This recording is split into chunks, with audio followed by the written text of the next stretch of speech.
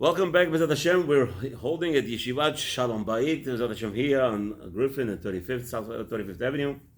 We're continuing with Hilchot Tefillin, Siman Lametet, Halacha Hey. Today is Bezat Hashem the 15th of Kislev, Friday, Erev Shabbat Kodesh of Parshat Vayishlach. So let's go. Hey, Nimtzeu biyad apikoros ve'en yadua mikatavam iganzu. So we said that yesterday we were supposed to go to Vav, but I just repeat it. We said that this apikoros, you went into a shop, right? Today you went to a shop. Let's say, for instance, in Israel, they have such shops. They sell you a mezuzah, they sell you a tefillin, and they sell you a cross right next to it. They're a business. Right? Yeah. So the rabbi says over here that we have a problem. First of all, how they obtained these items, the mezuzot and the tefillin, it's a big shiloh. You're not allowed to sell these items to the goy. Right? Why are we not allowed to sell this whole business? The business is we're afraid the goyim start stealing and start selling it, and therefore we're going to have problems. But since we don't know who wrote it, that the inyan is you're supposed to buy it from them, and in Israel, the Chora, they should make a prohibition, but they can't. Whatever. They sell to goyim themselves. A lot of tourism coming to Israel. They buy mezuzot, kodesh, mezuzot. So it's a big problem. You have it's gliza, you're selling it to a goy, right? You can't refuse. Yes, you could. Come to the store. Yeah. You don't know if he's a Jew or not. You're assuming he come to the store to buy. You're assuming he's a Jew. Yeah. All right. You know. Right. So, but no, but you can ask everybody to show you an idea if he's a Jew or not. Maybe that's why the prices should go up, because a goy is not going to, just for fun, he's not going to spend money. Okay. Vav. Some people do. Yeah. Vav. Nimtzeu biyad eino Yehudi ve'eino yadua miktavam ksherim. Okay. However, if it's a goy who's selling it, this is what we're talking about. A Jew who is mumar.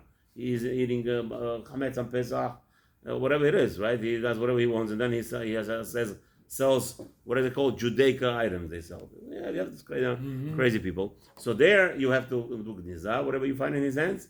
However, if a goy has in his possession, then they're still ksherim. Again, it's going to be a question over here. Who wrote it? Obviously, the goy didn't write it, and the question is we don't know, unless the goy has some kind of seal where he bought it from. I don't know how Maran just. I have a friend. He's a Jew. Yeah. He lives in China, and he has a factory in China. Yeah. And he manufactures, kosot kiddush. Right. Yeah.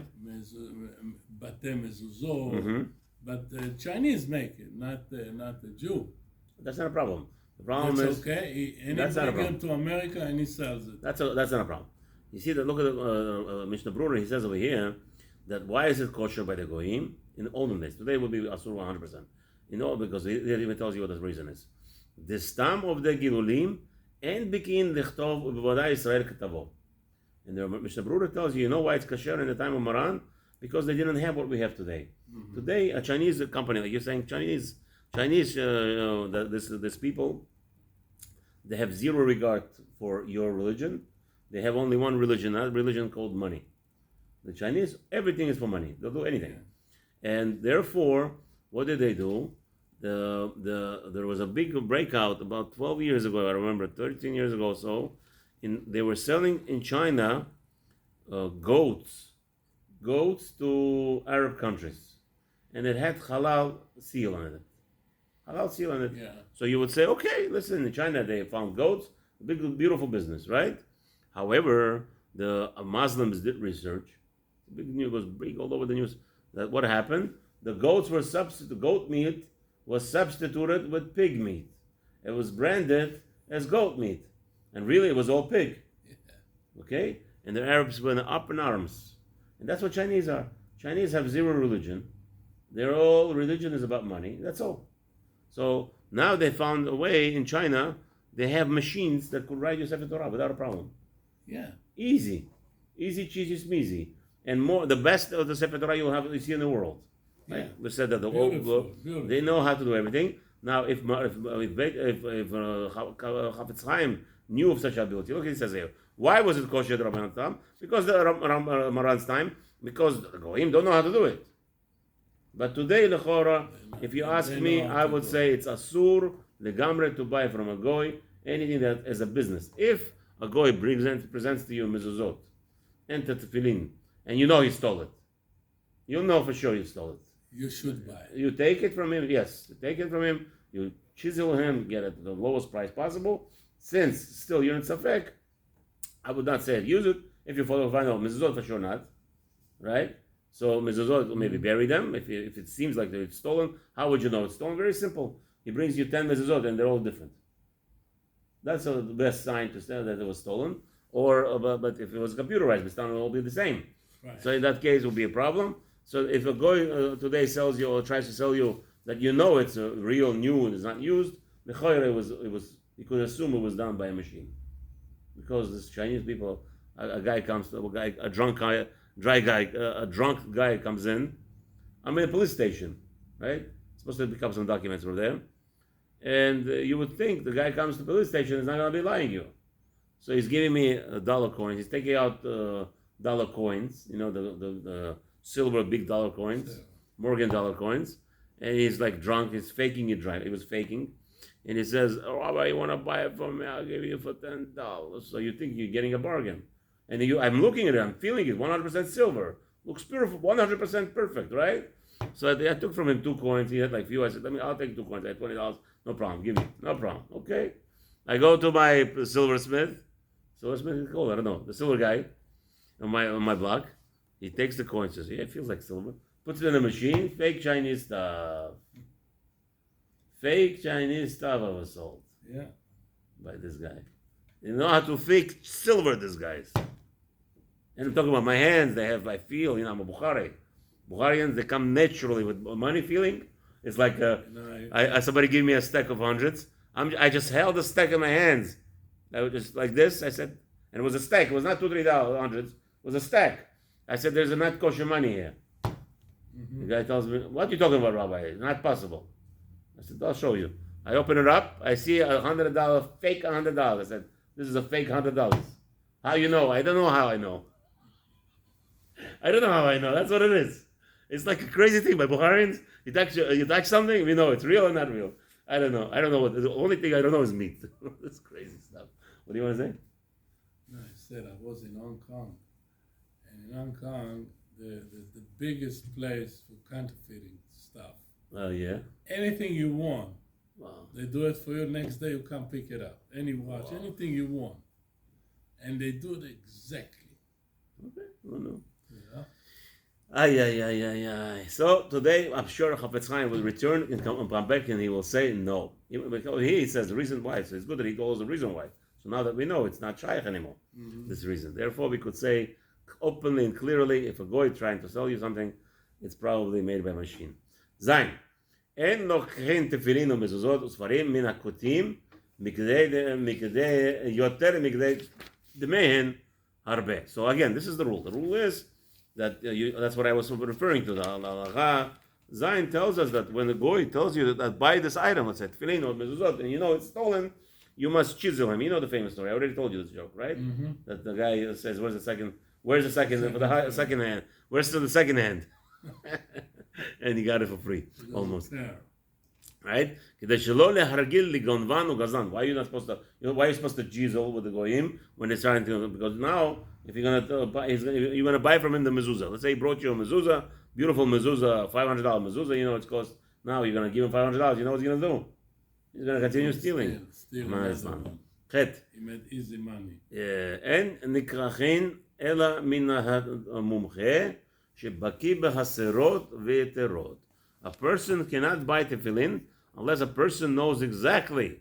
Mamash is a professional and he's known. His name is famous that he goes that he does that. And only that. לקח ממי שאינו מומחה.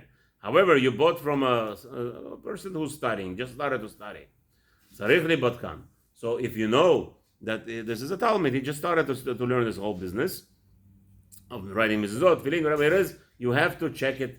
ולקח ממנו 100 קציצות, בודק מהם 3 קציצות, 2 של ראש ו1 של יד, או 2 של יד ו1 של ראש, אם מצאן כשרים, הוחזק זה האיש והרי כולם כשרים ואין השאר צריך בדיקה. So he says if you're buying from him a good quantity, a big bulk, so you have to check 3 at least of something.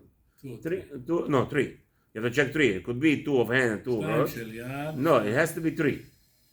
You could right. It has to be 3 of items that you have to check, and as long as you check those 3 and everything is kosher, then the whole bulk will be probably kosher.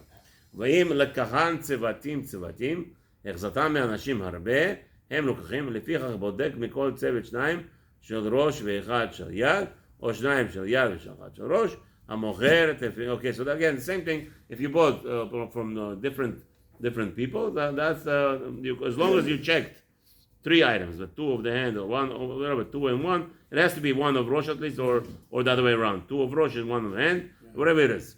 המוכר תפילין ולאמר שהיו של אדם גדול, somebody is selling a tefillin from חפץ חיים, נאמן ואינם צריכים בדיקה.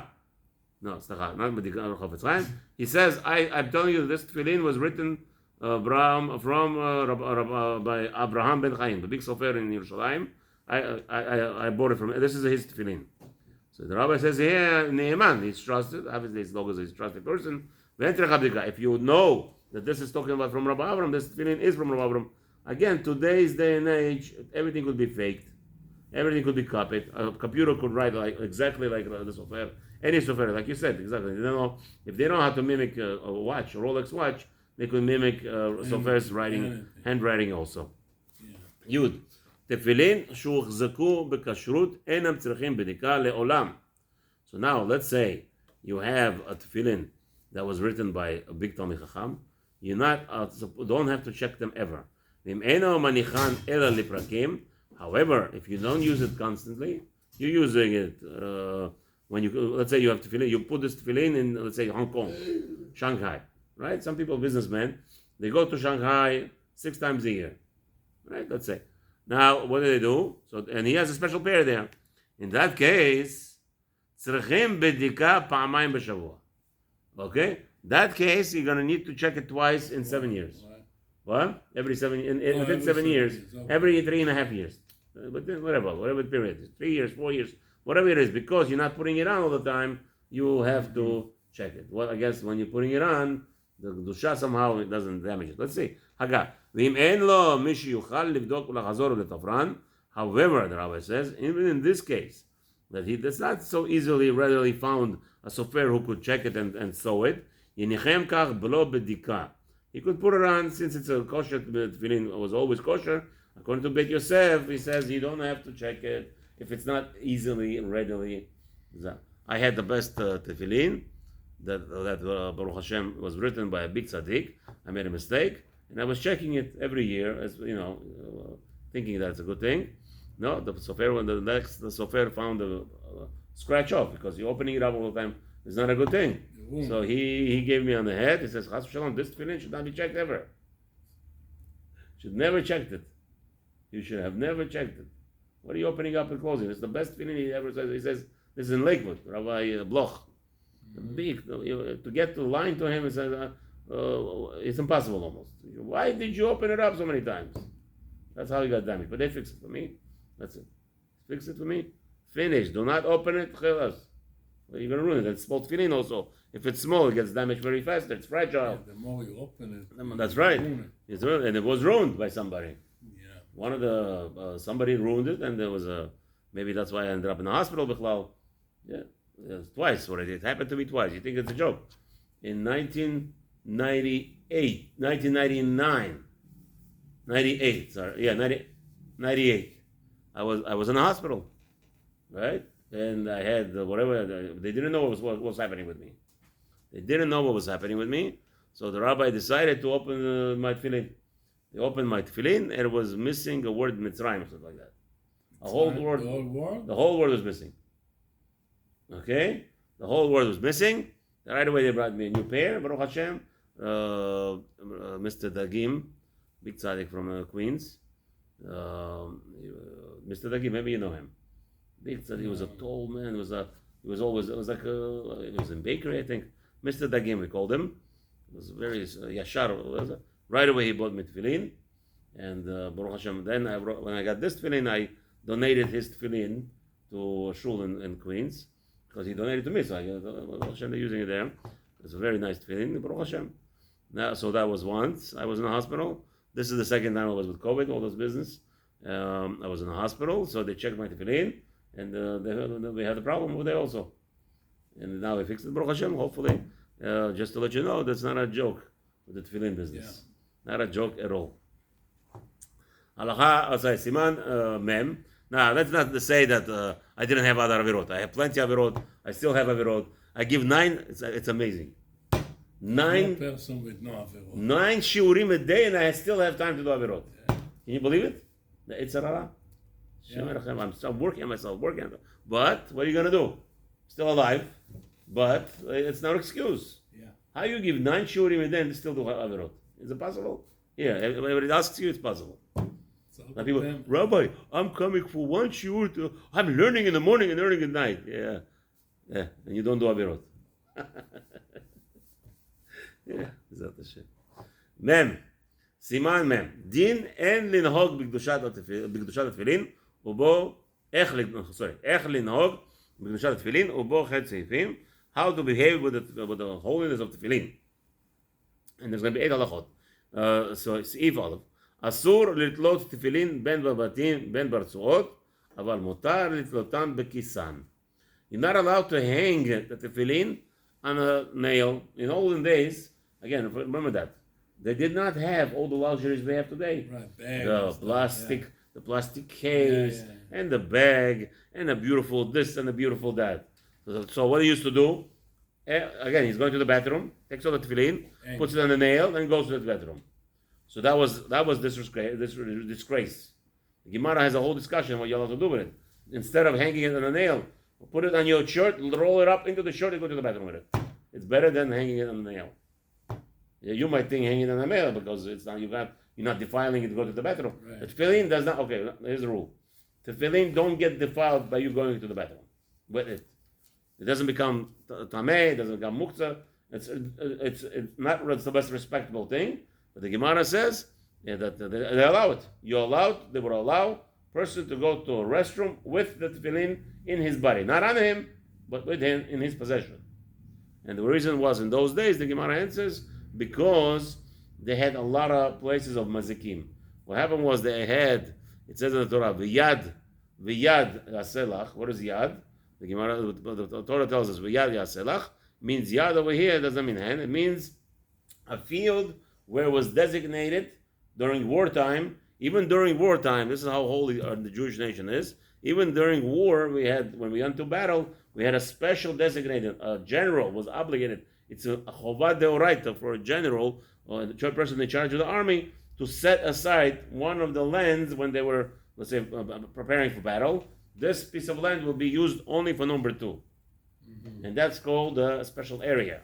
Now, in the times of old, in the ancient, when the Chachamim did not still abolish demons, the shedim, they were very relevant and they were prevalent in this kind of places where the tumah was number 1, number 2. Where people number 2 is a very big tumah that a person, as we said earlier, when we learned the halachot, you're supposed to wash yourself. That's why we installed Baruch Hashem here the washers, because if you don't wash yourself and you have a little excrement, little piece on your skin, the whole tefillah goes to sitra achra.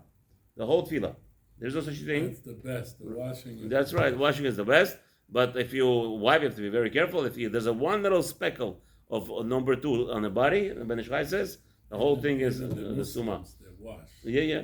So what you do is even in that case, because that there's tumah in it, so there were a lot of mezikim, there were a lot of demons in that area, and the Rabbanim said, okay, to protect you from the demons, you were allowed to roll the tefillin into your shirt and go to the bathroom with it. No problem. Don't wear it, but roll it up and do it.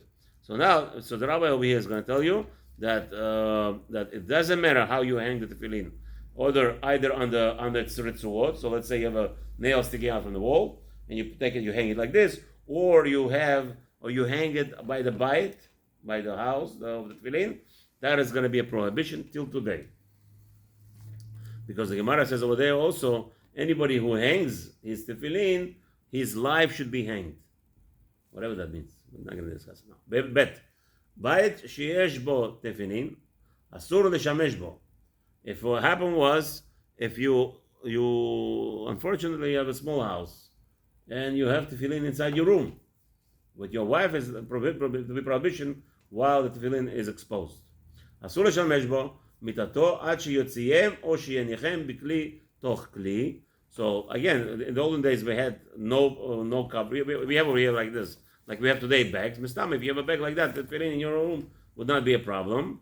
והוא שאין השני מיוחד להם. Okay, no, sorry. That what we have now is going to be a problem if you just put it like this on the table. But if you have today, we have the what is it called, the mirror for the ladies.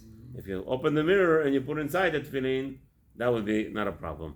It doesn't matter if you, like today we have actually, technically speaking, we have three coverings, right?